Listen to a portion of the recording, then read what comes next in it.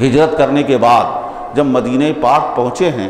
تو آپ جانتے ہیں کہ مکے میں جو لوگ خوشحال تھے، مکے میں جو لوگ تاجر تھے، ان کے پاس اونٹ بکریاں تھیں، اپنے اثاثے تھے، لیکن ہجرت کرنے کے بعد وہ لوگ سب مفلوک الحال ہو گئے۔ ظاہر ہے صدیق اکبر نے ہجرت کیا، مکے میں فاقہ کش اور مفلس نہیں تھے۔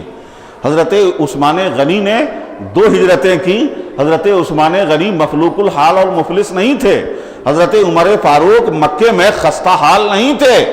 لیکن اللہ کے حکم پر سب چیز کو چھوڑ کر ہجرت کیا، مدینے پہنچے تو وہاں پہنچنے کے بعد تو فاقہ کش ہو گئے،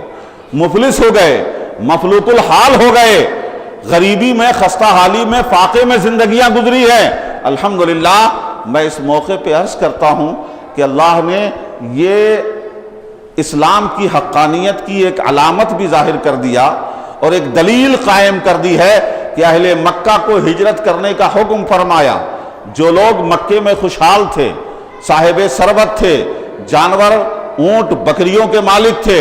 سالانہ 2 تجارتیں کیا کرتے تھے، مکے میں بھی کاروبار کرتے تھے، یہ ان کے اپنے ذرائع آمدنی تھے،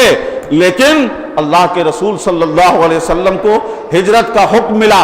اور آقا کے ساتھ صحابہ نے ہجرت کیا۔ صدیق اکبر، عمر فاروق، عثمان غنی رضوان اللہ تعالی علیہم اجمعین سب نے ہجرت کیا، سب وہاں جا کر مفلوک الحال ہو گئے، فاقہ کش ہو گئے۔ تاریخ احادیث میں روایتیں بھری پڑی ہیں کہ جانے کے بعد پیٹ پہ پتھر باندھنے کی نوبت آئی ہے، کئی دن تک فاقے کر رہے ہیں۔ الحمدللہ اللہ تبارک و تعالی نے یہ ہجرت کا حکم دے کر یہ دنیا پر ظاہر فرما دیا کہ اسلام کسی کی دولت سے، کسی کے مال سے، کسی کے سرمایے سے نہیں پھیلا ہے، بلکہ الحمدللہ اپنی حقانیت سے اور مسلمانوں کے اخلاص، جذبے، محبت اور قربانیوں کی بنیاد پر پھیلا ہے، کسی کے دولت کی بنیاد پر نہیں۔ اگر مکے میں رہتے اور یہیں سے اسلام زیادہ پھیلتا تو لوگ کہتے اسلام میں صدیق اکبر کی دولت کام آ گئی، عثمان غنی کی دولت سے اسلام پھیل گیا، عمر فاروق کی دولت سے اسلام پھیل گیا۔ اللہ پاک نے یہ